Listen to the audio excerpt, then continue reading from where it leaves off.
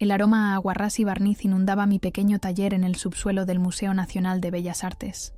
Afuera, la Avenida Libertador bullía con el tráfico matutino de Buenos Aires, pero aquí abajo, el tiempo transcurría diferente, casi detenido entre las pinceladas de otros siglos. Ajusté la lámpara de luz fría y acerqué el lente de aumento a la superficie del lienzo que llevaba restaurando 3 semanas, un óleo atribuido a Prilidiano Pueyrredón, no demasiado valioso pero importante para la colección permanente. ¿Todavía con ese cuadro, Luciana? Martín asomó la cabeza por la puerta sin pedir permiso, como siempre. Beltrán pregunta si estará listo para la exposición del Bicentenario. Decile que no rompa las pelotas. Una restauración no se apura por caprichos administrativos. Martín sonrió ante mi respuesta y desapareció tan rápido como había llegado. La verdad es que el cuadro debería haber estado listo hace días, pero algo me tenía intrigada. Bajo la lámpara de Wood había detectado una anomalía en la esquina inferior derecha, una zona que parecía haber sido repintada décadas después de la creación original. Pasé el algodón humedecido con solvente muy suavemente. Las capas de barniz oxidado cedían bajo mi cuidadoso trabajo, revelando tonalidades más vivas. Y entonces lo vi. No era un trazo casual ni un arrepentimiento del artista. Era una secuencia de números, escritos con una caligrafía diminuta y precisa. 42.37, 56.3, 65.40, 12M1. Me quedé inmóvil, con el corazón acelerado. En 15 años restaurando pinturas nunca había encontrado nada semejante. Esas no eran coordenadas comunes. Tenían demasiados números para ser simples latitudes y longitudes. Tomé una foto con mi celular y limpié un poco más alrededor. No había firmas ni iniciales, solo esos misteriosos números parcialmente ocultos por una pincelada posterior. Durante el almuerzo en la cafetería del museo, busqué en internet cualquier referencia a números similares mientras revolvía distraídamente un café con leche que se enfriaba. Nada. Solo páginas de matemáticas, códigos postales y referencias técnicas, sin relación aparente. Miré por el ventanal hacia la Plaza Francia, donde los turistas paseaban bajo el sol otoñal de mayo. ¿Qué tal va el Pueyrredón? La voz de Diana, la curadora jefe, me sacó de mis pensamientos. Se sentó frente a mí con su ensalada y su botella de agua mineral. Bien, casi terminando. Mentí sin pensar. Genial. Beltrán quiere que esté listo para el jueves. El embajador de España confirmó su visita y quiere ver especialmente la colección del siglo XIX.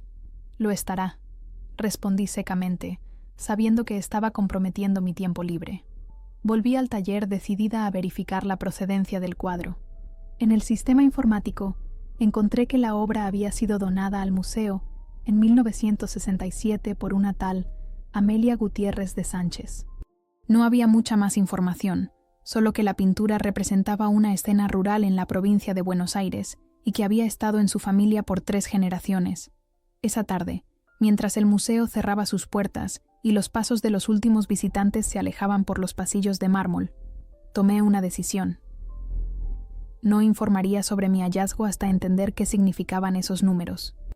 Si lo reportaba, Beltrán asignaría el caso a alguien más calificado, como había hecho cuando encontramos documentos en el marco de un Quinquela Martín. Guardé mis herramientas, apagué las luces del taller y me dirigí hacia la salida de personal. El guardia me saludó con un cabeceo mientras registraba mi salida. Che, Luciana, ¿viste que mañana cortan la avenida por la manifestación? Mejor venite por Posadas. Gracias, Ramón. Me había olvidado. Caminé hasta la parada del colectivo 67 pensando en cómo proceder. Los números no dejaban de dar vueltas en mi cabeza. Mientras esperaba, busqué en mi celular información sobre Amelia Gutiérrez de Sánchez. Sorprendentemente, apareció un artículo de La Nación de 1968 sobre su fallecimiento. Era viuda de un diplomático argentino que había servido en Europa durante la Segunda Guerra Mundial. Al subir al colectivo, ya había decidido que al día siguiente visitaría el Archivo General de la Nación. Si había algo que descubrir sobre esa pintura y esos misteriosos números, necesitaría profundizar en la historia de la familia Sánchez. Lo que no imaginaba era que ese pequeño hallazgo bajo capas de pintura vieja me arrastraría a una historia mucho más compleja y peligrosa que cualquier restauración en la que hubiera trabajado antes. El sol apenas despuntaba cuando salí de mi departamento en Palermo. El aire frío de junio me hizo ajustar la bufanda mientras caminaba hacia la estación de subte. Había dormido poco, obsesionada con los números del cuadro. Durante la noche, una idea me golpeó con fuerza. ¿Y si no fueran coordenadas sino fechas? Eso explicaría la estructura inusual. El Archivo General de la Nación quedaba en el microcentro, sobre la calle Alem. Entré mostrando mi credencial del museo, que me daba acceso como investigadora. El edificio olía a papel viejo y a ese aroma indescriptible de los lugares donde el tiempo se almacena en cajas y carpetas. Buenos días. Vengo a consultar sobre la familia Sánchez, específicamente sobre Amelia Gutiérrez de Sánchez y su esposo diplomático. Le expliqué a la mujer de anteojos gruesos que atendía la recepción. Segundo piso, sección Diplomacia, 1940-1970. Complete este formulario y entréguelo al encargado de sala. Mientras subía las escaleras, mi celular vibró. Era un mensaje de Beltrán. Necesito el informe de restauración del Pueyrredón hoy mismo. Urgente. Lo ignoré. Tendría que inventar alguna excusa técnica después. El encargado de la sala era un hombre mayor con chaleco de lana y una calva brillante. Revisó mi formulario con lentitud exasperante. Sánchez, murmuró. Tenemos varios diplomáticos con ese apellido. ¿Tiene algún nombre de pila? Busco al esposo de Amelia Gutiérrez. Sirvió en Europa durante la Segunda Guerra Mundial. El hombre asintió y desapareció entre las estanterías. Regresó 10 minutos después con 2 cajas de archivo. Esto es lo que tenemos sobre Eduardo Sánchez Leiva. Embajada Argentina en Francia, 1938-1942. Luego trasladado a Portugal hasta 1945. Después, regresó a Buenos Aires y trabajó en el ministerio hasta su jubilación en 1960. Las siguientes horas las pasé sumergida en documentos oficiales, cartas y fotografías en blanco y negro. Eduardo Sánchez aparecía en varias. Un hombre alto y delgado, de bigote fino y mirada penetrante. Junto a él, en muchas de las fotos, una mujer elegante que supuse sería Amelia. Un sobre amarillento capturó mi atención. Contenía la correspondencia personal de Sánchez con el Ministerio de Relaciones Exteriores. En una carta fechada en marzo de 1942, justo antes de su traslado a Lisboa, mencionaba la situación insostenible en París y la necesidad de asegurar el patrimonio cultural amenazado. Mi corazón se aceleró. ¿Patrimonio cultural amenazado? París en 1942 estaba ocupada por los nazis, que saqueaban sistemáticamente el arte europeo. Seguí revisando y encontré un inventario de bienes trasladados desde la embajada en Francia a Portugal. Entre muebles y documentos, aparecía mencionado un óleo de escuela argentina, paisaje pampeano, marco dorado. ¿Sería el mismo que yo estaba restaurando? Mi estómago rugió recordándome que no había desayunado. Miré el reloj, las 2 de la tarde. Tomé algunas fotos con el celular a los documentos más relevantes y bajé a la cafetería del archivo. Mientras mordisqueaba un sándwich de miga, revisé las imágenes. Algo no encajaba. Si el cuadro era realmente un Pueyrredón auténtico, ¿por qué aparecía tan pobremente catalogado? Cualquier diplomático conocería su valor. A menos que... ¿Luciana Herrera? Una voz interrumpió mis pensamientos. Levanté la vista. Un hombre de unos 60 años, vestido con un traje impecable, me miraba fijamente. Sí, soy yo. Perdone la intromisión. Soy Carlos Mendoza, del Ministerio de Relaciones Exteriores. Me informaron que está investigando sobre Eduardo Sánchez. La sorpresa me dejó muda por un momento. ¿Cómo sabía quién era yo? ¿Y por qué el ministerio se interesaba por una investigación sobre un diplomático fallecido hace décadas? Es para una catalogación del museo. Improvisé. Estamos actualizando la información sobre los donantes históricos. El hombre sonrió levemente, como quien sabe que le están mintiendo. Qué interesante. Sánchez no era un donante cualquiera. Se sentó frente a mí sin pedir permiso. La familia Sánchez tiene una historia complicada. ¿Complicada en qué sentido? Digamos que algunas acciones durante la guerra generan preguntas incómodas, incluso hoy. Su tono era suave pero inquietante. Si encuentra algo relevante, apreciaríamos que nos contacte antes de hacerlo público. Por respeto a la familia, claro. Asentí vagamente. El hombre dejó una tarjeta sobre la mesa. Se levantó con elegancia y se marchó. La tarjeta solo tenía su nombre y un número de teléfono, sin cargo ni departamento específico. Regresé a la sala de consulta con una sensación de inquietud. Algo no estaba bien. ¿Por qué el interés repentino? Solicité más documentación, esta vez enfocándome en los años de Portugal. Las horas pasaron mientras buceaba entre papeles amarillentos y fotos desvaídas. Ya casi al cierre del archivo, encontré algo extraordinario. Un telegrama cifrado de 1944 mencionaba un envío especial a Buenos Aires vía diplomática y hacía referencia a la lista salvaguardada. No había más detalles, pero en el reverso alguien había escrito a mano unos números. 42.37.56.3. La primera parte de la secuencia que había encontrado en el cuadro. Sentí un escalofrío. Esto no era casualidad. Fotografié el documento con dedos temblorosos. Al salir del archivo, ya era de noche. La ciudad brillaba húmeda bajo una llovizna fina. Me subí el cuello del abrigo y caminé rápido hacia la parada del colectivo, con la sensación de que alguien me seguía. Me giré varias veces, pero solo veía oficinistas apurados y turistas perdidos. Cuando llegué a mi departamento, recibí otro mensaje de Beltrán. Tu ausencia de hoy es inaceptable. Mañana a primera hora en mi oficina. Ignoré también ese mensaje y encendí mi computadora. Busqué información sobre arte robado durante la Segunda Guerra Mundial. Los nazis habían saqueado miles de obras en toda Europa, muchas de las cuales seguían desaparecidas. ¿Y si el cuadro que yo restauraba no era realmente un Pueyrredón? ¿Y si esos números eran algún tipo de inventario de obras robadas? Tomé una decisión. Necesitaba hablar con alguien que conociera profundamente el mercado negro de arte. Y sabía exactamente quién. Matteo Lombardi, un anticuario de San Telmo con fama de manejar información que no aparecía en los libros oficiales. Lo había conocido años atrás, cuando trabajé en la autentificación de unas miniaturas flamencas. Le escribí un mensaje. Necesito verte. Tengo una consulta sobre un Pueyrredón. ¿Puedo pasar mañana? Su respuesta llegó casi inmediatamente. Venía a las 10. Trae fotos y toda la información que tengas. Y Luciana, tené cuidado con lo que estás tocando. Esas últimas palabras me dejaron con una inquietante certeza. Me estaba metiendo en algo mucho más grande y peligroso de lo que había imaginado.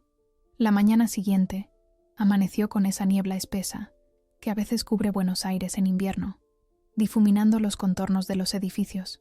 Antes de dirigirme a San Telmo, pasé por el museo. No podía evitar a Beltrán eternamente y necesitaba verificar algo en el cuadro.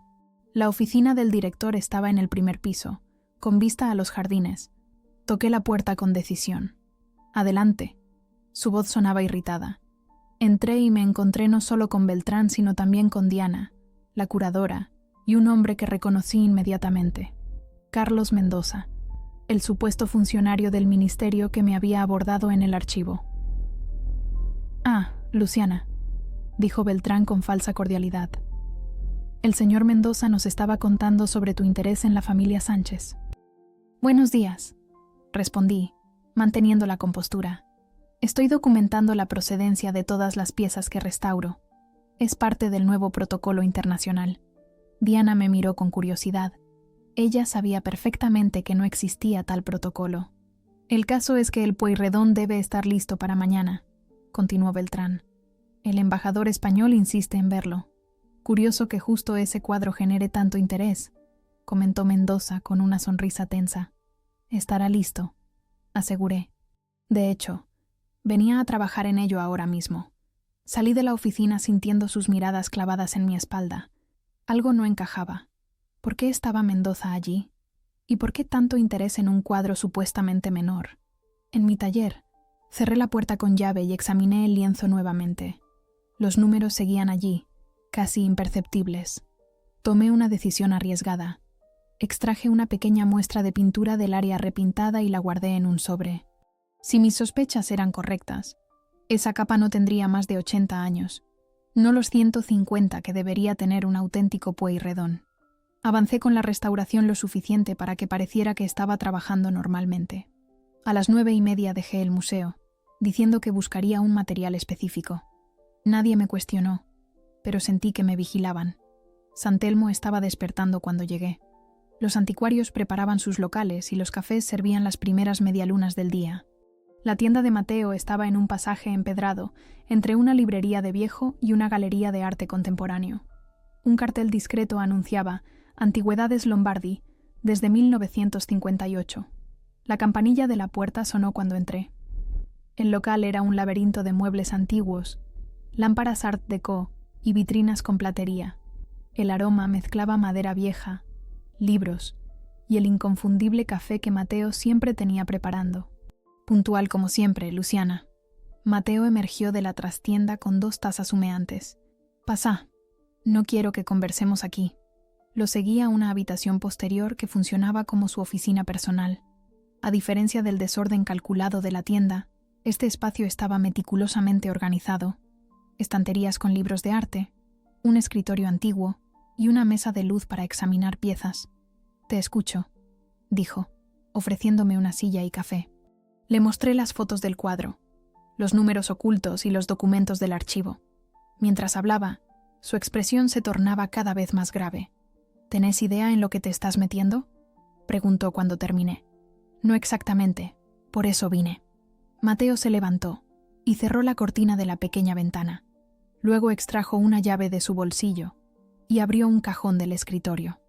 «Esos números no son coordenadas ni fechas», explicó. «Son un sistema de catalogación». Sacó un libro encuadernado en cuero gastado. «Esto es el registro de la colección Rosenberg». «¿Rosenberg? ¿El marchante de arte judío de París?». «El mismo. Cuando los nazis ocuparon París, confiscaron toda su galería. Cientos de obras maestras desaparecieron».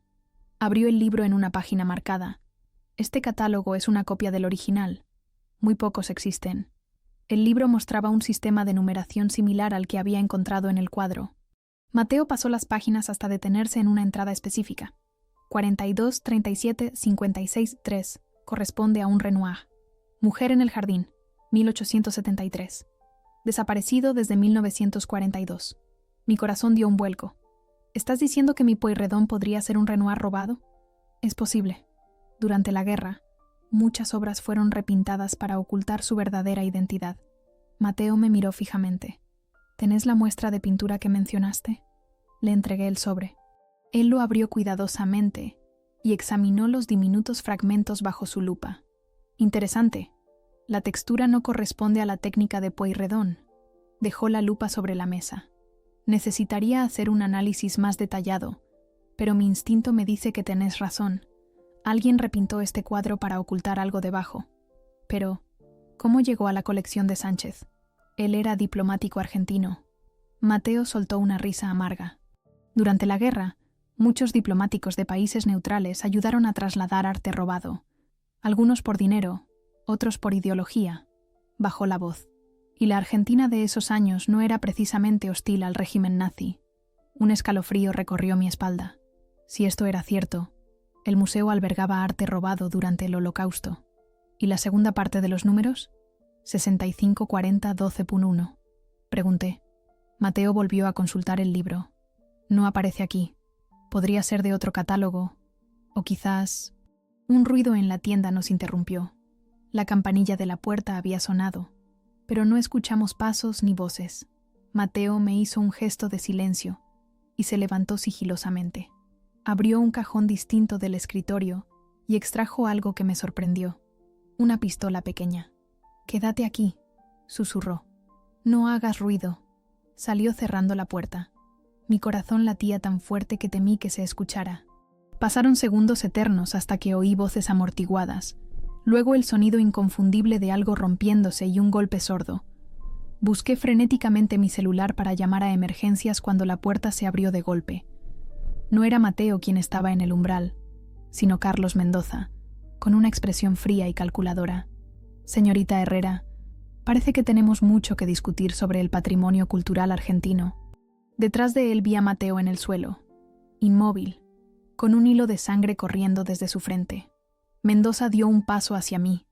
En un movimiento desesperado, agarré la lámpara del escritorio y la arrojé contra él. El impacto lo hizo trastabillar, dándome los segundos que necesitaba para saltar hacia la pequeña ventana. El vidrio estalló cuando lo golpeé con una silla. Sin mirar atrás, Me lancé por la abertura hacia el patio trasero. Caí sobre unos cajones, sintiendo un dolor agudo en el tobillo, pero la adrenalina me impulsó a seguir corriendo. Escuché gritos y pasos detrás de mí, mientras me internaba en el laberinto de pasajes y callejones de San Telmo. No sabía hacia dónde iba, solo que debía alejarme.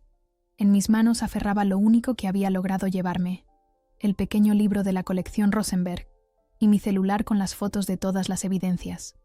Mientras corría entre turistas confundidos y vecinos que me miraban alarmados, una certeza se formaba en mi mente. Lo que había comenzado como una curiosidad profesional ahora era una carrera por mi vida. Y la verdad sobre el cuadro, fuera cual fuese, valía lo suficiente para que alguien estuviera dispuesto a matar por ella. Las calles de San Telmo se convirtieron en un laberinto donde cada esquina parecía una trampa. Mi tobillo palpitaba con cada paso, pero el miedo me impulsaba hacia adelante. Los turistas y vendedores ambulantes me miraban con extrañeza mientras cruzaba la Plaza Dorrego a toda velocidad, con la ropa desarreglada y el pánico dibujado en mi rostro. Me detuve junto a un puesto de antigüedades, fingiendo interés en unos discos de vinilo mientras observaba si alguien me seguía. No vi a Mendoza, pero eso no significaba que estuviera a salvo. Necesitaba un lugar para pensar, algún sitio donde pudiera refugiarme y analizar lo que tenía entre manos. El colectivo 29 apareció en la esquina como una salvación. Me subí apresuradamente y me senté al fondo, observando por la ventanilla si alguien corría detrás. Mientras el vehículo avanzaba por la Avenida de Mayo, intenté calmar mi respiración. ¿Estaba Mateo vivo? ¿Debía llamar a la policía? No podía confiar en nadie todavía, no cuando un supuesto funcionario del ministerio estaba involucrado. Mi celular vibró. Un mensaje de Diana. Beltrán está furioso. ¿Dónde estás? El cuadro debe estar listo para mañana. No respondí. Miré el pequeño libro que había logrado rescatar. Colección Rosenberg. En sus páginas podría estar la clave de todo este misterio. El colectivo avanzaba hacia el norte de la ciudad y tomé una decisión. La Biblioteca Nacional. Un lugar público, con gente, donde podría pasar desapercibida durante horas. Bajé en Recoleta y caminé las pocas cuadras hasta el imponente edificio brutalista que albergaba millones de libros. El viento frío de junio secó el sudor de mi frente mientras subía las escaleras. Adentro, el murmullo silencioso de estudiantes y lectores me recibió como un abrazo. Pedí una mesa en la sala general. El lugar estaba lo suficientemente concurrido para sentirme segura, pero no tanto como para no poder concentrarme. Extendí mis pertenencias, el libro de Rosenberg, mi celular y una libreta que siempre llevaba en el bolso. Primero, busqué noticias sobre lo que había pasado en San Telmo. Nada aún. Si Mateo estaba herido o... No quería pensar en eso. Lo conocía desde hace años. Siempre había sido un mentor para mí, alguien que entendía mi pasión por el arte más allá del valor comercial. Abrí el libro con cuidado. Sus páginas amarillentas contenían fotografías en blanco y negro de pinturas, junto con descripciones detalladas y los famosos números de catalogación. El sistema era complejo, pero después de un rato comencé a entenderlo. Los primeros dígitos indicaban el artista, los segundos la época, los terceros el tipo de obra y los últimos el número específico dentro de la colección. 42 37 56 3. Renoir, Pierre Auguste. Mujer en el jardín. Óleo sobre lienzo. 65 54 cm. 1873. La descripción coincidía con lo que podría haber debajo del supuesto Pueyrredón. Las dimensiones eran similares, y la temática de un jardín podría fácilmente transformarse en un paisaje rural argentino, para quien quisiera ocultarlo. Pero, ¿qué significaba la segunda secuencia? 65.40.12.1 no aparecía en el libro. Después de revisar varias páginas, noté que los primeros números, 65, no correspondían a ningún artista catalogado por Rosenberg. Recordé algo que Mateo mencionó antes de ser interrumpido. Podría ser de otro catálogo. Y si no todos los números se referían a la colección Rosenberg, abrí mi navegador y busqué sistemas de catalogación arte robado nazi. Aparecieron varios resultados sobre el ERR, Einsatzstab Reichsleiter Rosenberg, la unidad especial que Hitler creó para el saqueo sistemático de arte. Tenían su propio sistema de numeración. Un escalofrío recorrió mi espalda. ¿Y si el segundo número era un registro de dónde había sido enviada la obra? ¿Una especie de destino final en la red de distribución de arte robado? Necesitaba más información. Accedí al catálogo digital de la biblioteca y busqué libros sobre arte robado durante la Segunda Guerra Mundial. Mientras esperaba que trajeran los volúmenes que había solicitado, revisé las fotos del archivo en mi celular. Algo en una de las imágenes me llamó la atención.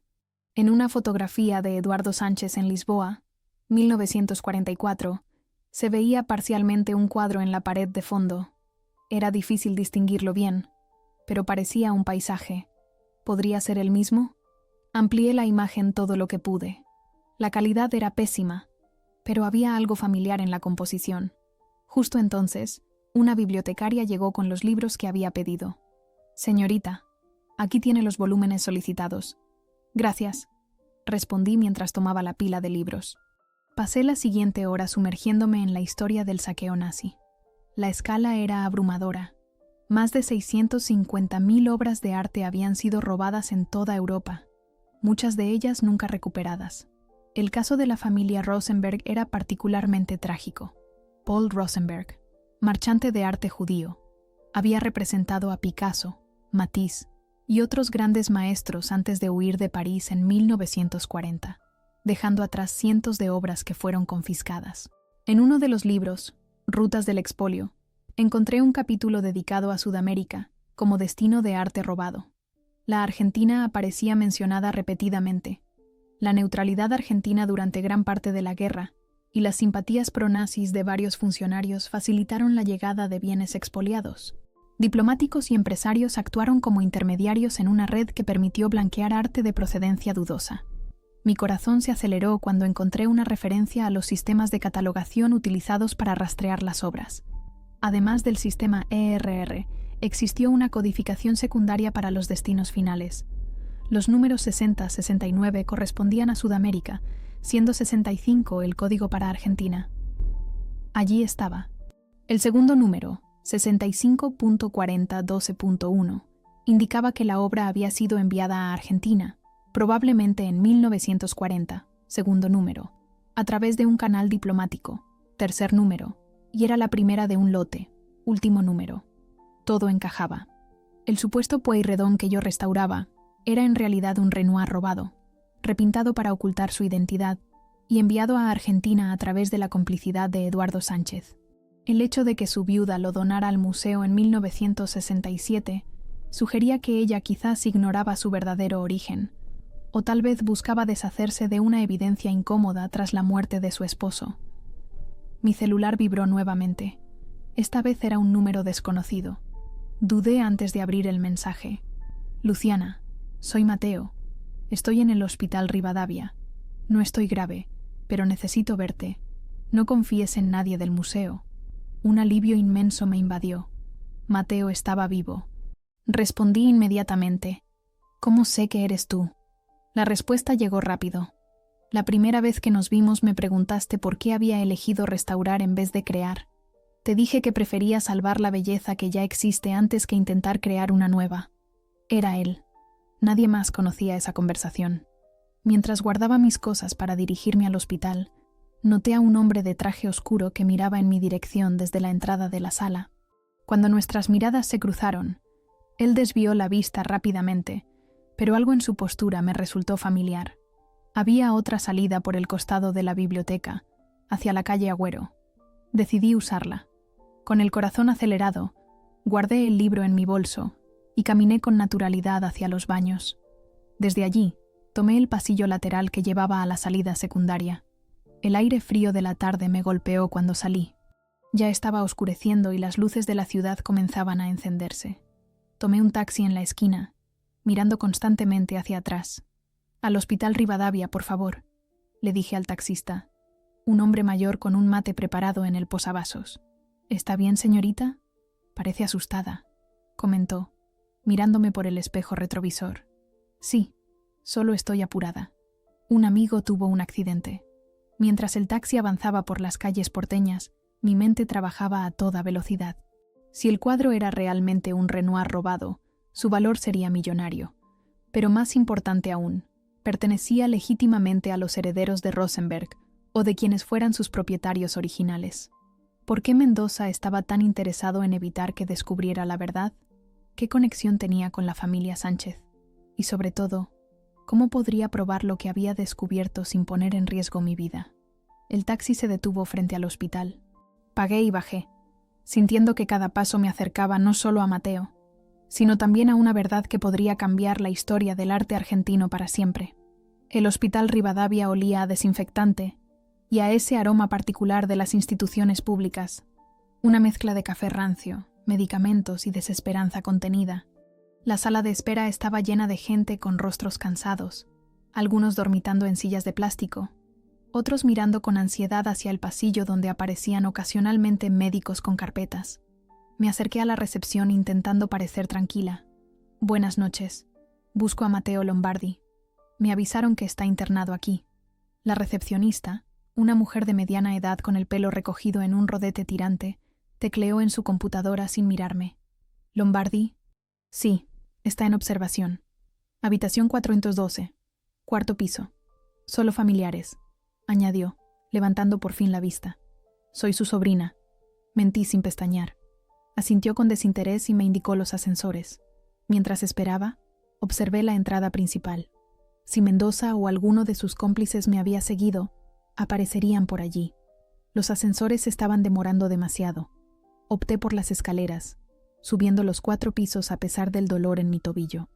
El pasillo del cuarto piso estaba más tranquilo. Avancé contando las habitaciones hasta llegar a la 412. La puerta estaba entreabierta. Golpeé suavemente. «Adelante». La voz de Mateo sonaba débil pero firme. Entré y cerré la puerta tras de mí. Mateo estaba semirrecostado en la cama, con una venda en la cabeza y un moretón oscuro alrededor del ojo izquierdo. Verlo así, vulnerable, me produjo una mezcla de alivio y culpa. «Te ves terrible», dije, intentando sonreír. «Vos no te ves mucho mejor», respondió, señalando mi ropa sucia y mi aspecto desaliñado. Me acerqué y tomé su mano. Estaba fría pero firme. «¿Qué pasó después de que me fui?», pregunté. «Mendoza y su compañero me golpearon buscando el libro. Les dije que te habías llevado todo». Hizo una pausa para tomar agua. «Me dejaron inconvertiente, pero una clienta entró y llamó a emergencias. Tuve suerte». «Lo siento tanto, Mateo. Nunca quise involucrarte en esto. No seas ridícula». Me involucré solo. Su mirada se tornó seria. «¿Encontraste algo más sobre los números?». Le conté todo lo que había descubierto en la biblioteca. La confirmación de que el segundo código se refería a Argentina como destino, la conexión con Eduardo Sánchez y la posibilidad de que estuviéramos ante un Renoir auténtico. Mateo escuchaba con atención, asintiendo ocasionalmente. Cuando terminé, guardó silencio un momento antes de hablar. «Hay algo que no te dije antes, porque no estaba seguro». Miró hacia la puerta para asegurarse de que estábamos solos. «Conozco a Mendoza desde hace años, pero no como funcionario del ministerio. Era comerciante de arte, especializado en piezas de procedencia cuestionable». «¿Un traficante?», pregunté, sintiendo que las piezas comenzaban a encajar. Digamos que trabajaba en una zona gris. Desapareció del circuito hace unos 5 años. Corrían rumores de que había entrado al gobierno, pero nadie sabía en qué área. Hizo una mueca de dolor al intentar acomodarse. Si está tan interesado en ese cuadro, es porque sabe exactamente lo que vale, y no quiere que salga a la luz. ¿Por qué ahora? El cuadro ha estado en el museo por décadas, porque nunca había sido restaurado a fondo. Mateo me miró fijamente.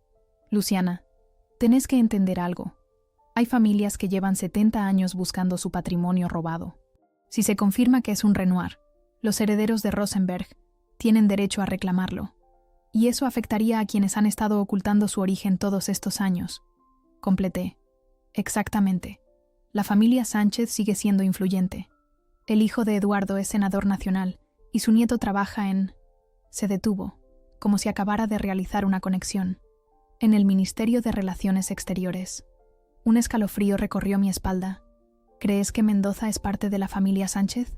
«No lo sé, pero está protegiendo sus intereses por alguna razón». Mateo intentó incorporarse, pero el dolor lo detuvo. «Necesitamos pruebas definitivas. Fotos, análisis químicos de la pintura, Documentación completa. Sin eso, solo son especulaciones. El cuadro sigue en mi taller. Podría volver esta noche, cuando el museo esté cerrado. Tengo llaves. Mateo negó con la cabeza. Es demasiado peligroso. Si Mendoza sospecha lo que sabes, estará vigilando el museo. No tengo opción. Mañana es la visita del embajador español. Después, quién sabe qué pasará con el cuadro. Mi celular vibró. Un mensaje de Diana. Te estuvieron buscando todo el día. Beltrán dice que si no apareces mañana con el cuadro listo, estás despedida. ¿Estás bien? Estoy preocupada. Diana siempre había sido correcta conmigo, aunque nunca cercanas. ¿Podría confiar en ella? Necesitaba un aliado dentro del museo. Creo que sé quién puede ayudarnos, dije, mostrándole el mensaje a Mateo. ¿Confías en ella? No tengo muchas opciones. Comencé a escribir una respuesta. Diana, necesito hablar con vos urgentemente. Es sobre el Pueyrredón. Es muy importante y potencialmente peligroso. ¿Podemos vernos en el bar de Callao y Alvear en 1 hora? Venía sola. La respuesta llegó casi inmediatamente. Estaré allí. Mateo me observaba con preocupación. Tené cuidado.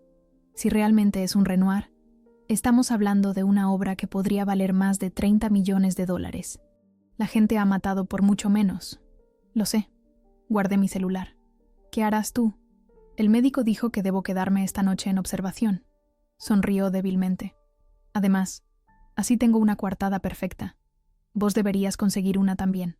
Antes de irme, Mateo me entregó un pequeño objeto envuelto en un pañuelo. Mi hermano es comisario en la Quintiquena. Si las cosas se complican, llámalo.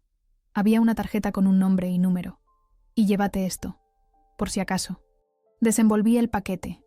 Era una navaja suiza con mango de nácar. La guardé en mi bolso junto con la tarjeta. Gracias. Te mantendré informado. Luciana. Me detuvo cuando ya estaba en la puerta. Lo que estás haciendo es importante. No solo por el valor de la pintura, sino por la verdad histórica. Hay heridas que nunca cicatrizan mientras la verdad permanezca oculta.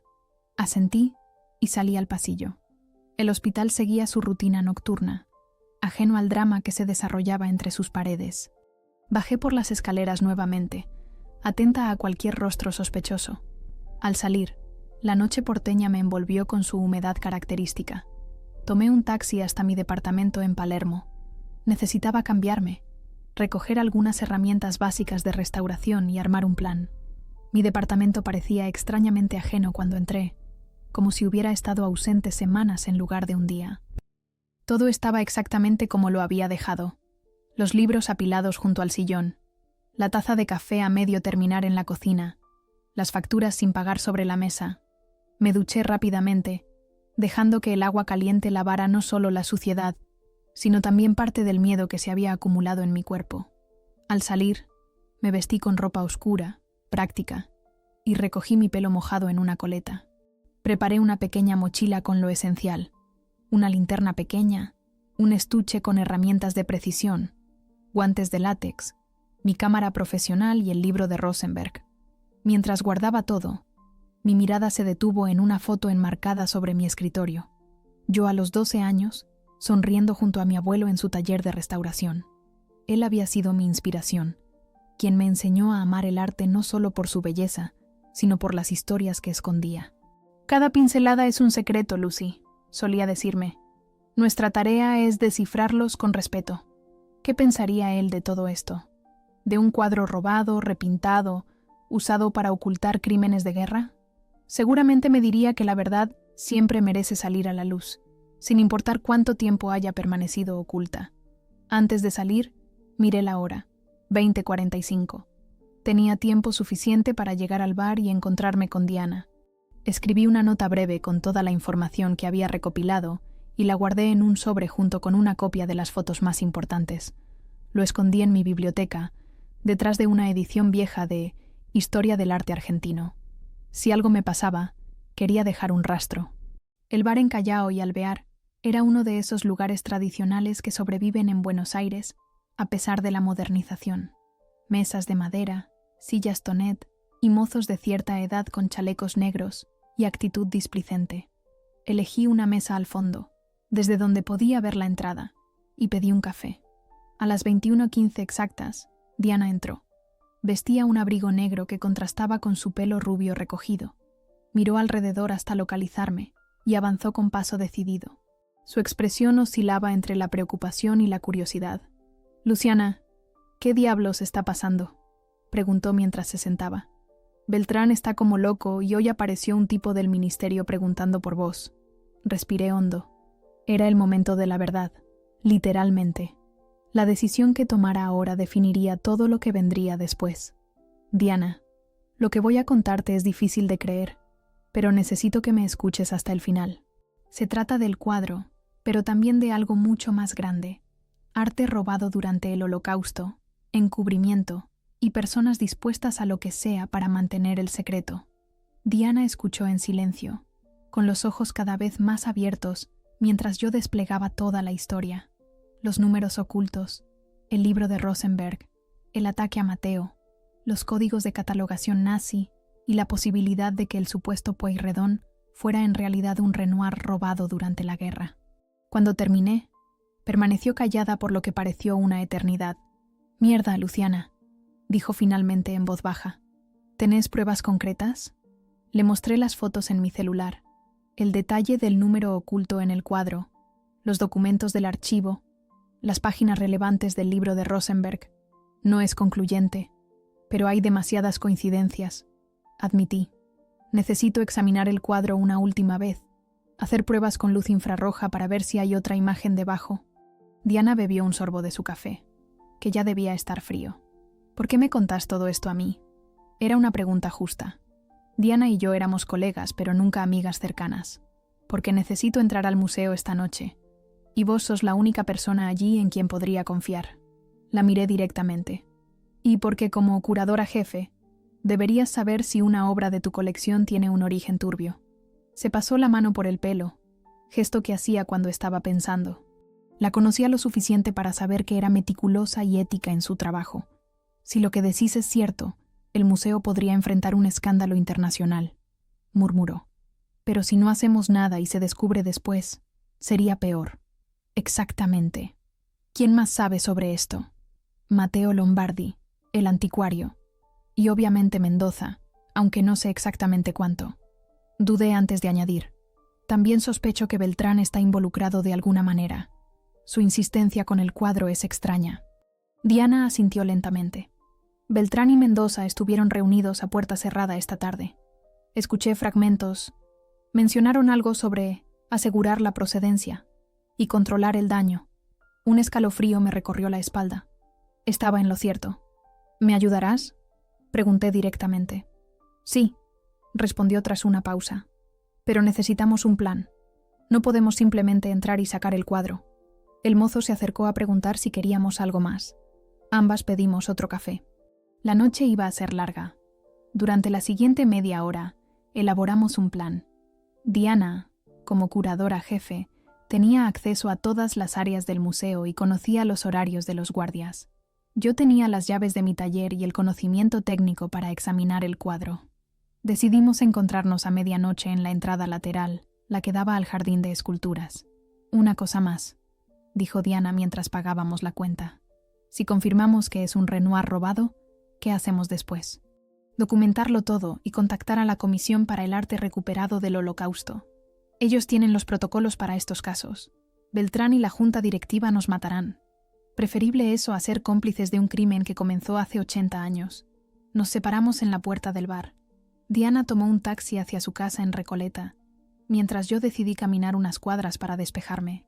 La noche estaba sorprendentemente clara para ser invierno, con ese cielo porteño que nunca llega a ser completamente oscuro. A las 23:30 tomé un taxi hasta el Parque 3 de Febrero, a unas cuadras del museo. Caminé por senderos poco iluminados, atenta a cualquier movimiento sospechoso. El parque estaba prácticamente desierto a esa hora, solo algún corredor nocturno y parejas envueltas en su propio mundo. Cuando llegué al muro trasero del museo, comprobé la hora, 23:55. Diana debería estar llegando. Me acerqué a la entrada lateral, oculta entre árboles añosos. A lo lejos, las luces de la Avenida Libertador dibujaban líneas difusas en el horizonte. Un ruido de pasos me alertó.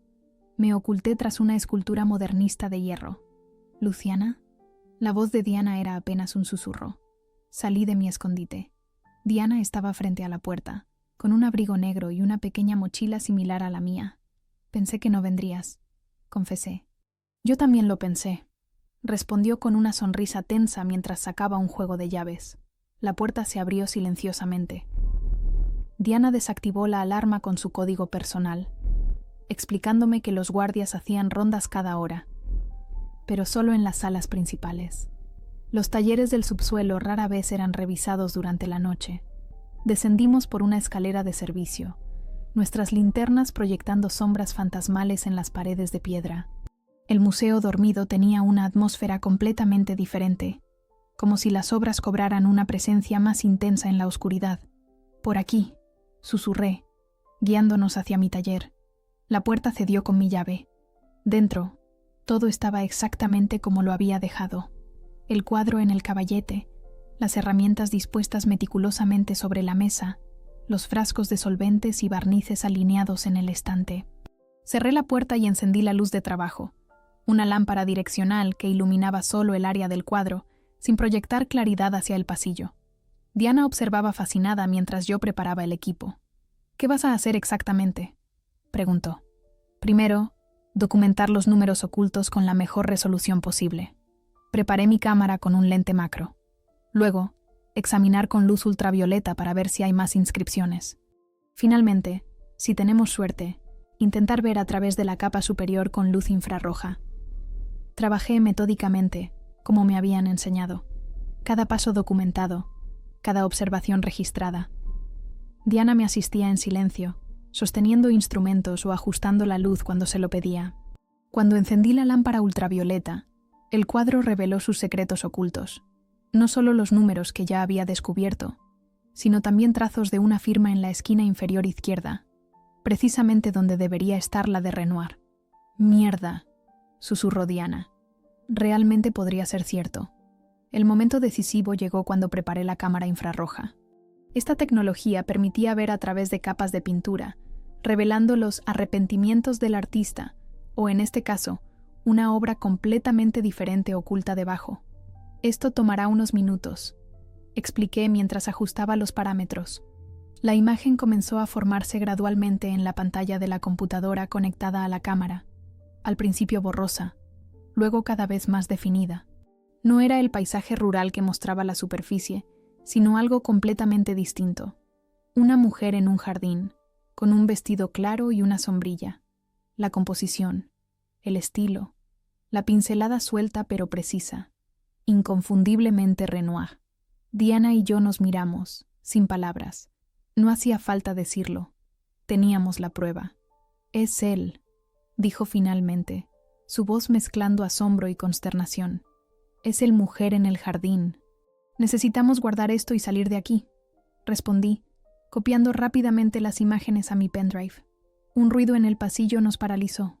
Pasos acercándose. Apagué la luz infrarroja y la computadora, dejando solo la pequeña luz de trabajo. «Escóndete», le susurré a Diana, indicándole un armario grande donde guardábamos materiales de restauración. La puerta del taller se abrió antes de que pudiera ocultarme yo también. La figura de Beltrán apareció en el umbral, y tras él, Carlos Mendoza. «Sabía que volverías», dijo Beltrán con una calma perturbadora. «Siempre tan dedicada a tu trabajo, Luciana».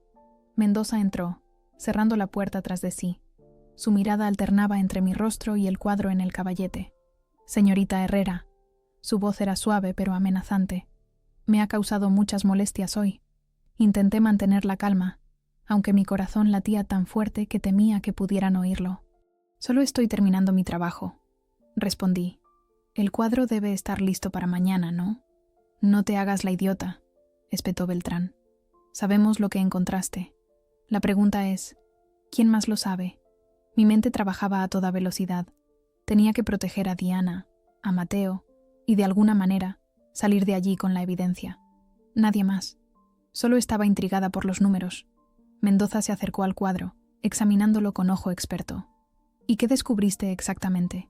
«Que no es un Pueyrredón», respondí, decidiendo que una verdad parcial era mi mejor opción. «La técnica no coincide», Pero no sé qué es realmente. Beltrán soltó una risa seca. Por favor, Luciana. Sabemos que fuiste al archivo general, que hablaste con Lombardi y que tienes el libro de Rosenberg. Se acercó amenazadoramente. ¿Dónde está? Mi mano se deslizó lentamente hacia mi bolso, donde tenía la navaja que me había dado Mateo. No sé de qué hablan. Suficiente, intervino Mendoza. No tenemos tiempo para esto. Se dirigió a Beltrán. Hay que llevarse el cuadro ahora. El comprador no esperará más. ¿Comprador? Así que ese era el plan. Vender el Renoir en el mercado negro antes de que se descubriera su verdadera identidad. No pueden hacer eso, dije ganando tiempo. Pertenece al museo, a los herederos legítimos. Mendoza sonrió con frialdad. Pertenece a quien pueda pagarlo, querida. Y nuestro comprador en Zúrich está muy interesado. En ese momento, la puerta del armario se abrió de golpe, y Diana salió empujando un carrito metálico que impactó contra Mendoza, haciéndolo caer. Beltrán se giró sorprendido, momento que aproveché para empujarlo contra la mesa de trabajo. Frascos de solventes y barnices se estrellaron contra el suelo, liberando vapores tóxicos. ¡Corre!, gritó Diana, agarrando mi pendrive de la mesa. Mendoza se recuperaba rápidamente. De su chaqueta sacó algo que relució bajo la luz, una pistola pequeña. Todo sucedió en segundos. Diana corrió hacia la puerta. Yo agarré el cuadro del caballete y lo lancé contra Mendoza. El lienzo impactó contra su pecho, haciéndolo trastabillar. El disparo resonó en el espacio confinado del taller, pero la bala se incrustó en la pared. Aproveché la confusión para correr hacia la salida. Diana ya había desaparecido por el pasillo. Beltrán intentó agarrarme, pero el suelo resbaladizo por los productos derramados lo hizo caer. Corrí por el pasillo oscuro, guiándome por memoria. Detrás de mí, escuchaba las maldiciones de Mendoza y Beltrán. Subí las escaleras de servicio de 2 en 2, ignorando el dolor en mi tobillo. La adrenalina me impulsaba hacia adelante. En el primer piso, en lugar de dirigirme a la salida, tomé un desvío hacia las salas de exhibición. Era arriesgado, pero conocía el museo mejor que ellos. Crucé la Galería de Arte Europeo, donde las pinturas parecían observarme acusadoramente, como si supieran que había abandonado el Renoir a su suerte. Escuché voces y pasos. Los guardias de seguridad, alertados por el disparo. Me oculté tras una escultura monumental mientras decidía mi próximo movimiento. Mi celular vibró. Un mensaje de Diana. Estoy fuera. Tengo el pendrive. Corre hacia la entrada principal. Llamé al hermano de Mateo. Era mi oportunidad. Respiré hondo y corrí hacia el vestíbulo principal, donde 2 guardias miraban confundidos en todas direcciones. ¡Ayuda!, grité. Hay hombres armados en el subsuelo. Intentaron robar un cuadro. Los guardias reaccionaron inmediatamente. Uno por radio pidiendo refuerzos, el otro desenfundando su arma reglamentaria. ¿Quién es usted?, preguntó el más joven. Luciana Herrera, restauradora del museo. Estaba trabajando cuando estos hombres entraron. Mi voz se quebró, no del todo fingida. Las puertas principales se abrieron de golpe. Varios policías entraron, liderados por un hombre de mediana edad que se parecía notablemente a Mateo, pero con uniforme de comisario. ¿Dónde están?, preguntó directamente. Subsuelo, taller de restauración, respondí. Los policías se desplegaron eficientemente. El comisario se quedó conmigo. Soy Alberto Lombardi. Mi hermano me llamó. Me miró evaluadoramente. Parece que se metió en algo grande, señorita Herrera. No tiene idea. Afuera, las luces de los patrulleros iluminaban la noche con destellos azules y rojos. Diana estaba de pie junto a uno, hablando animadamente con un oficial. Al verme, corrió hacia mí. ¡Lo tengo!, exclamó, mostrándome discretamente el pendrive. Todas las imágenes. Prueba irrefutable. 30 minutos después, Beltrán y Mendoza salían esposados. Sus rostros reflejaban una mezcla de furia e incredulidad cuando nos vieron de pie junto a los policías. El comisario Lombardi se acercó a nosotras. Van a necesitar declarar oficialmente, y me temo que esto es solo el principio. Si realmente es lo que dicen, habrá investigaciones internacionales, reclamaciones legales. Lo sabemos, respondí, sintiendo por primera vez en 2 días que podía respirar tranquila. Es lo correcto. Diana me miró con una sonrisa cansada pero satisfecha. ¿Sabes qué es lo más irónico? que después de tanto, el cuadro sigue incompleto. Vas a tener que terminarlo, pero esta vez restaurando un Renoir. Reí, liberando la tensión acumulada. Supongo que mi trabajo sigue siendo el mismo, revelar la verdad oculta bajo capas de historia. Solo que esta vez, la historia era más oscura de lo que imaginaba. El amanecer empezaba a colorear el cielo cuando finalmente nos dejaron marchar. Diana y yo caminamos juntas hacia la avenida Libertador, donde la ciudad comenzaba a despertar. Autos ocasionales, primeros colectivos, algún madrugador corriendo con auriculares. ¿Qué vas a hacer ahora?, preguntó. Miré hacia el museo, cuya fachada neoclásica se teñía de rosa con las primeras luces. Terminar lo que empecé, revelar la verdad, no solo sobre el cuadro, sino sobre todos los involucrados. Hice una pausa. Y después, quizás sea tiempo de crear, en vez de solo restaurar. Diana asintió comprensivamente. Te entiendo. Después de ver algo así, uno nunca vuelve a mirar el arte de la misma manera. Nos despedimos con la promesa de reunirnos más tarde para preparar nuestras declaraciones formales. Mientras caminaba hacia la parada del colectivo, saqué mi celular y llamé a Mateo. Está hecho, dije cuando contestó. Teníamos razón. Es un Renoir. Lo sabía. Su voz sonaba adormilada pero satisfecha. Siempre tuviste buen ojo, Luciana. No mejor que el tuyo. Sonreí. Descansa. Te contaré todo más tarde. Al colgar, sentí una extraña mezcla de agotamiento y energía. La verdad, como el arte auténtico, tenía ese efecto. Te vaciaba completamente para luego llenarte de algo nuevo. Mientras subía al colectivo 67, pensé en todas esas capas que había tenido que remover para llegar a lo esencial. No tan diferente de mi trabajo de restauradora, después de todo. El vehículo avanzó por una ciudad que despertaba, ajena al pequeño gran secreto que habíamos descubierto. Un secreto que pronto sacudiría el mundo del arte y obligaría a muchos a confrontar un pasado que creían enterrado bajo capas y más capas de olvido.